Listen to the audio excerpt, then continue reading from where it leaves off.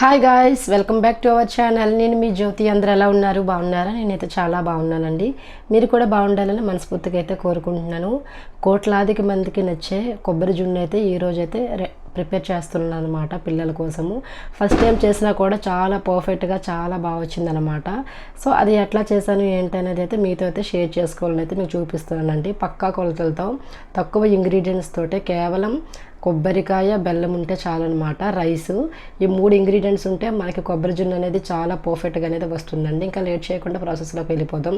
First అయితే ఒక glass rice అయితే తీసుకొని అయితే నానబెట్టుకున్నాను. మినిమం 3 అవర్స్ లేదా 4 అవర్స్ అయితే నానాలి. లేదంటే నైట్ నానబెట్టుకున్నా కూడా బాగుంటుందన్నమాట. ఇంక ఇటుపైకి అయితే మీరు చూపిస్తున్నాను కదా, కొబ్బరికాయ అయితే కొట్టేసి అయితే ఇంకా రెడీ చేసుకుంటున్నాను. ఒక కప్పున్నర దాకా అయితే వచ్చిందనమాట కొబ్బరికాయ అనేది. అంటే కొలతతో తీసుకుంటే మనకు బాగుంటుందన్నమాట.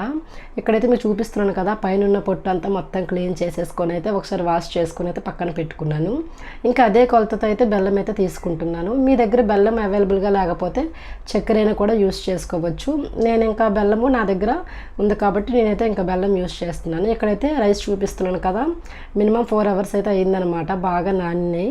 ఇంకా నానిన తర్వాత అయితే ఫస్ట్ అయితే ఇంకా కొబ్బరి ముక్కలు అయితే వేసుకొని ఫస్ట్ అయితే మిక్సీ చేసుకుంటున్నానండి.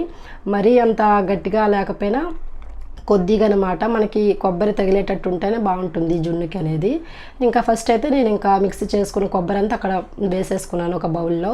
ఇంకొక వైపు అయితే రైస్ అనేది కూడా మిక్సీ చేస్తున్నాను అనమాట. రైస్ ఫస్ట్ ఒక రెండు తిప్పులు తిప్పిన తర్వాత అయితే అందులోకి అయితే ఫస్ట్ మనము తురుము పెట్టుకున్న బెల్లము, అట్లాగే దానిలోకి వాటర్ అయినా వేసుకోవచ్చు, లేదంటే కాచి చల్లార్చిన పాలైనా వేసుకోవచ్చు అనమాట.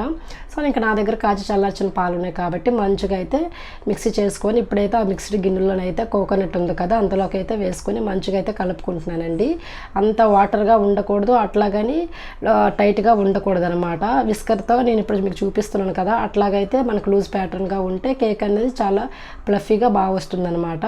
ఇక్కడైతే నేను ఇక్కడ ఒక గుంట గిన్నె లాంటిది అయితే తీసుకుంటున్నాను అనమాట. ఇట్లా తీసుకుంటే ఏంటంటే ఆ గిన్నెలోనే ఇంకా ఉండిద్ది, ఇంకా బయటకు వచ్చే ఛాన్స్ ఉండదు. మీ దగ్గర కేక్ బౌల్ కానీ ఉంటే ఆ కేక్ బౌల్లో కూడా మీరు ప్రిపేర్ చేసుకోవచ్చు.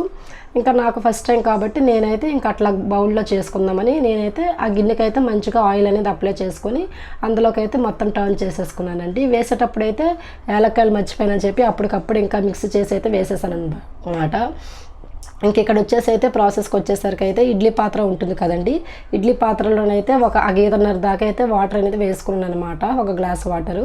ఆ వాటర్ హీట్ అయిన తర్వాత అయితే ఒక వాడని గిన్నె అయితే అందులో పెట్టుకొని అయితే ముందుగా మనము పెట్టుకున్నాం కదండి ఆ కేక్ ప్యాటర్న్ అంతా అయితే అక్కడ పెట్టేసుకుంటున్నాను అనమాట. ఆ గిన్నెలో పెట్టేసుకొని దాని మీద ఇంకా బయటికి వాటర్ అంతా మరిగేటప్పుడు ఇది ఇంకా కెరలతో ఉంటే బయటకు పోతుంది కదా, అట్లా పోకుండా ఉండడం కోసం అయితే దాని మీద అయితే ఒక మూత కూడా పెట్టుకున్నాను అనమాట. అట్లా పెట్టుకుంటే ఏంటంటే ఇంకా మరిగినప్పుడు ఇది బయటికి రాకుండా అలాగా మనకు ఆ గిన్నెలోనే పర్ఫెక్ట్గా అయితే ఉంటుందన్నమాట. ఫైనల్గా కుక్కర్ ఇడ్లీ పాత్ర మూత కూడా పెట్టేశానండి.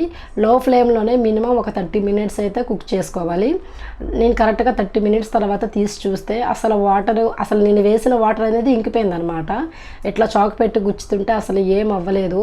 సో చాలా పర్ఫెక్ట్గా అయితే వచ్చింది. ఫస్ట్ టైం చేసినా కూడా ఎంత పర్ఫెక్ట్గా రావడం చాలా హ్యాపీగా అనిపించింది అనమాట. ఇంకా చల్లారిన తర్వాత అయితే దాని స్లైడ్స్ అంతా అయితే ఇలాగ చాక్తో అయితే కట్ చేస్తున్నాను. ఇంకొక వైపు అయితే మా పిల్లలు ఒకవైపు గోలనమాట.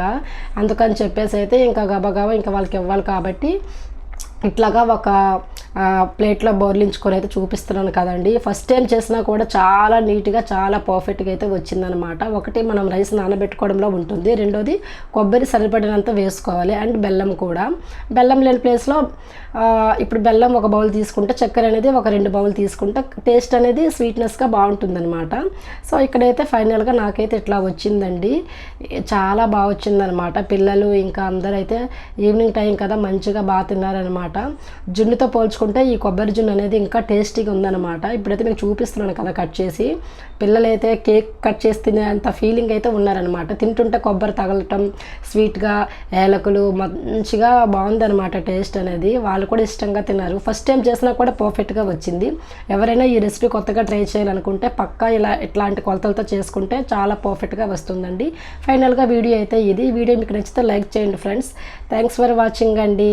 Bye bye.